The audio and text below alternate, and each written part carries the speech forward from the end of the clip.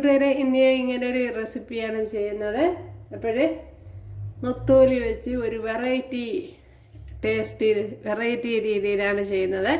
അപ്പോഴിതെങ്ങനെയാണ് തയ്യാറാക്കണേന്ന് നോക്കാം. ഹായ് കൂട്ടുകാരെ, സെലിം ക്ലാസ്സിലേക്ക് സ്വാഗതം. ഇന്നൊരു ഗോനൊത്തോലിയാണിത്, വലിയ നൊത്തോലി. അപ്പോഴീ നൊത്തോലി വെച്ച് ഒരു റെസിപ്പി ചെയ്യാം.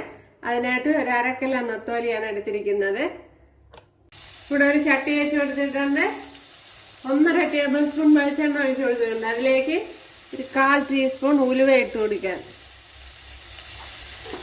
ഒരു വെറൈറ്റി രീതിയിലാണ് നൊത്തോലി വെക്കുന്നത്.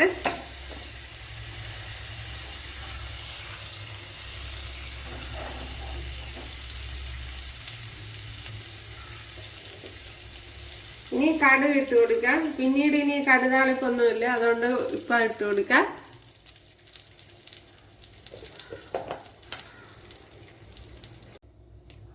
ഇവിടെ കടുക് പൊട്ടിയിട്ടുണ്ട്. ഇതിലേക്ക് ഇനി വറ്റൽമുളക് ഇട്ട് കൊടുക്കാം. 2-3 വറ്റൽമുളക് ഇട്ട് കൊടുത്തിട്ടുണ്ട്. ഇനി ആവശ്യത്തിന് കറി ലീവ്സ് ഇട്ട് കൊടുക്കാം.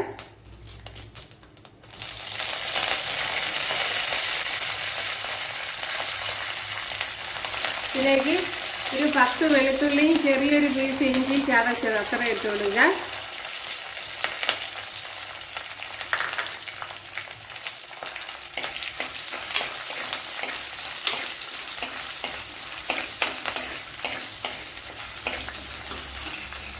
ഒരു 3 പച്ചമുളക്, അതുപോലെ തന്നെ നമ്മളെ കാന്താരി മുളക്. അപ്പോഴിത് നോക്കിയും കണ്ടൊക്കെ ഇട്ടാൽ മതി, അല്ലെങ്കിൽ ഭയങ്കര എരിയായി പോവും. അപ്പോൾ കുട്ടികളൊക്കെ ഉള്ളത് വളരെ കുറച്ചൊക്കെ ഇട്ടാൽ മതി. 2-3 കാന്താരി മുളകൊക്കെ ഇട്ടാൽ മതി, അല്ലെങ്കിൽ എരിവ് കൂടി പോവും, കഴിക്കാൻ പറ്റാതാവും.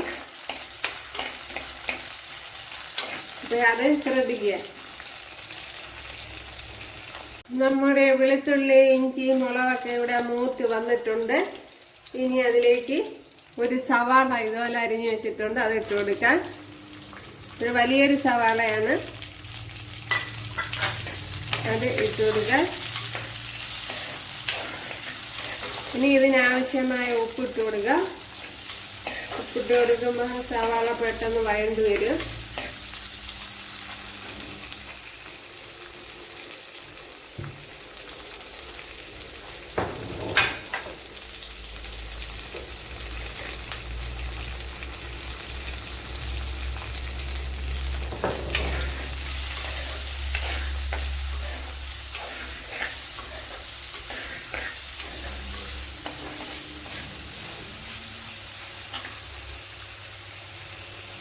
ഇനി അതുപോലെ ഒരു ചെറിയൊരു മുരിങ്ങക്കായ എടുത്തിട്ടുണ്ട്, അത് ഇതുപോലെ അരിഞ്ഞു വെച്ചിട്ടുണ്ട്, അത് ഇട്ട് കൊടുക്കാം.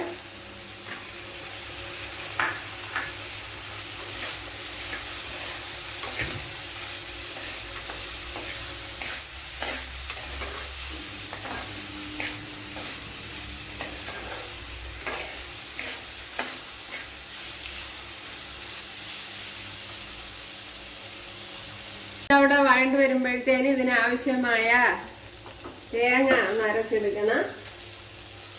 അതിനായിട്ട് 1 പിടി തേങ്ങയാണ് എടുത്തിരിക്കുന്നത്. പിന്നെ മിക്സിയുടെ ജാറിലോട്ടൊന്നാക്കാം.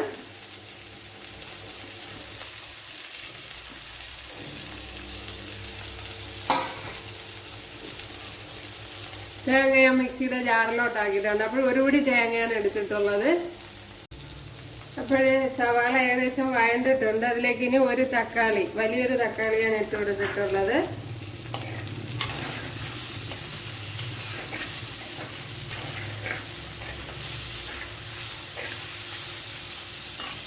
ഇതിലേക്ക് ഇനി ഒരു 1/2 ടീസ്പൂൺ കുരുമുളക് പൊടി ഇട്ട് കൊടുക്കുക.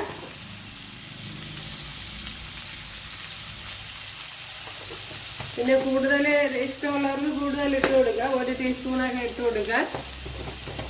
ഞാനിപ്പം കുറച്ച് ഇടുന്നത്.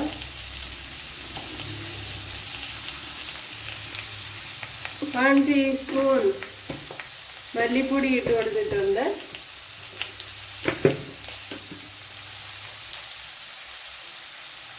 1 ടീസ്പൂൺ മുളക് പൊടി ഇട്ട് കൊടുത്തിട്ടുണ്ട്.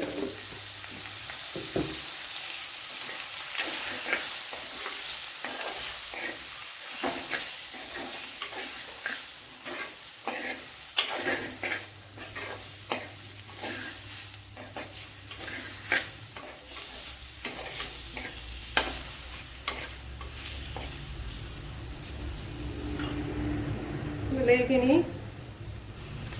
അരച്ച് വെച്ചിരിക്കുന്ന അരപ്പ് ഒഴിച്ചു കൊടുക്കുക. ഇത് പിന്നെ ഒരുപാട് ഫൈനായിട്ട് അങ്ങ് അരച്ചിട്ടുമില്ല, അതുപോലെ തോരൻ പോലെ ചതച്ചുമല്ല എടുത്തിരിക്കുന്നത്. ആകെ പരുവത്തിനാണ് അരച്ചിരിക്കുന്നത്. ഇതുപോലെ വേണം അരച്ചെടുക്കാൻ.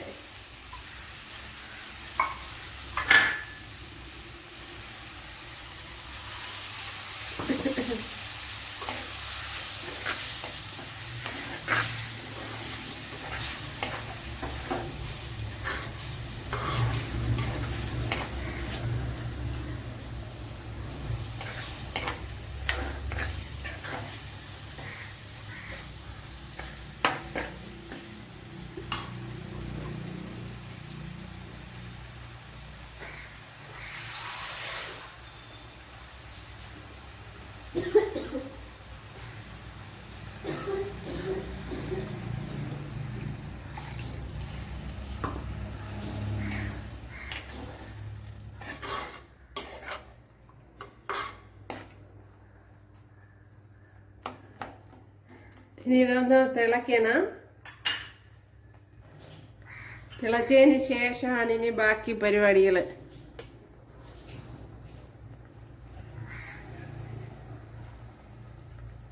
ഇവിടെ ഇപ്പോൾ തിളച്ചിട്ടുണ്ട്. ഇതിലേക്ക് മീനിനെ ഇട്ട് കൊടുക്കാം.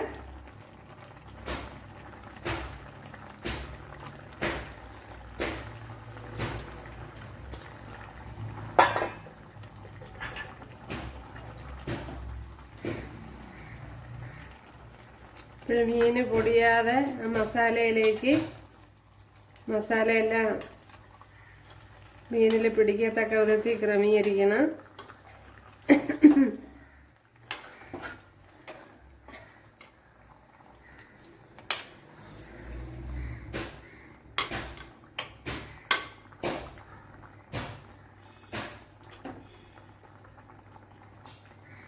ഓക്കെ, ഇനി ഒന്ന് ലോ ഫ്ലെയിമിലിട്ടൊന്ന് വേവിക്കാം.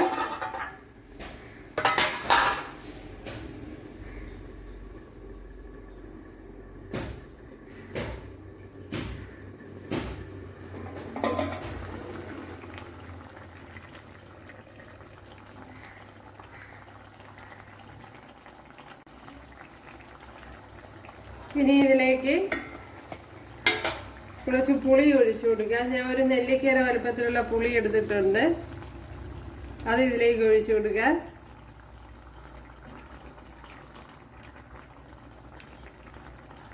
ഇനി നോക്കിയതിന് ശേഷം ഒഴിച്ചു കൊടുക്കുക.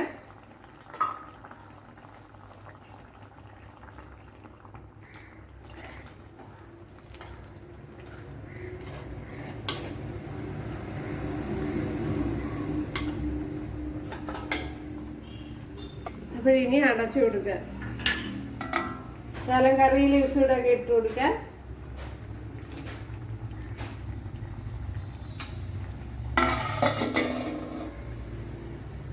നമ്മുടെ ഫിഷ് കറി എന്തായെന്ന് നോക്കാം.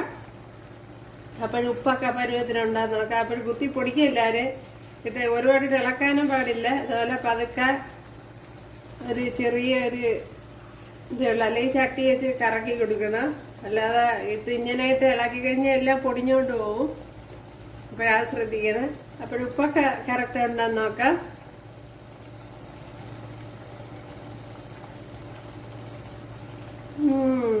ഉപ്പൊക്കെ കറക്റ്റ് ഉണ്ട്. ഭയങ്കര ടേസ്റ്റ്. അപ്പോൾ നിങ്ങൾ ഒരു പ്രാവശ്യം ചെയ്ത് നോക്കുക. ഇതുപോലെ നല്ല ടേസ്റ്റ് ഉണ്ട്.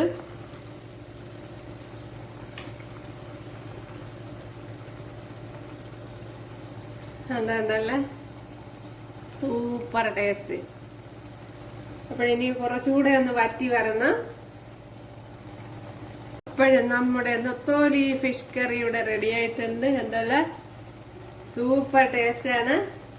അപ്പോൾ ഞാൻ വെറൈറ്റി രീതിയിലാണ് ചെയ്തിരിക്കുന്നത്. അപ്പോഴെല്ലാവരും ഒന്ന് ചെയ്ത് നോക്കുക. ഇത് തന്നെ മതിയാവും. നമ്മുടെ നൊത്തോലി ഫിഷ് കറി ഇവിടെ റെഡി ആയിട്ടുണ്ട്. സൂപ്പർ ടേസ്റ്റാണ്. ഇപ്പോഴേ എല്ലാവരും ഒന്ന് ചെയ്ത് നോക്കുക. ഇഷ്ടമായാൽ സബ്സ്ക്രൈബ് ചെയ്യുക. അപ്പോൾ എനിക്കൊരു സപ്പോർട്ടാവും. അതുപോലെ ഇതിൽ കുറച്ച് കാര്യങ്ങളൊക്കെ ശ്രദ്ധിക്കണം. ഒരുപാട് വെള്ളം എടുത്ത് ഒഴിച്ച് കളയരുത്. വളരെ കുറച്ച് വെള്ളം മാത്രം വെച്ചാൽ മതി. അപ്പോൾ ഒരുപാട് വെള്ളമായാൽ പിന്നെ വറ്റിച്ചെടുക്കാൻ പാടായിരിക്കും. അപ്പോഴേ അത് അതുപോലെ മീൻ പൊടിഞ്ഞു പോവാതെ ശ്രദ്ധിക്കണം. അപ്പോൾ ഇഷ്ടമായ സബ്സ്ക്രൈബ് ചെയ്യുക, സപ്പോർട്ട് ആവുക. അപ്പോൾ അടുത്തൊരു വീഡിയോ ആയിട്ട് കാണാമെന്ന് പറഞ്ഞുകൊണ്ട് എല്ലാവർക്കും താങ്ക്സ്.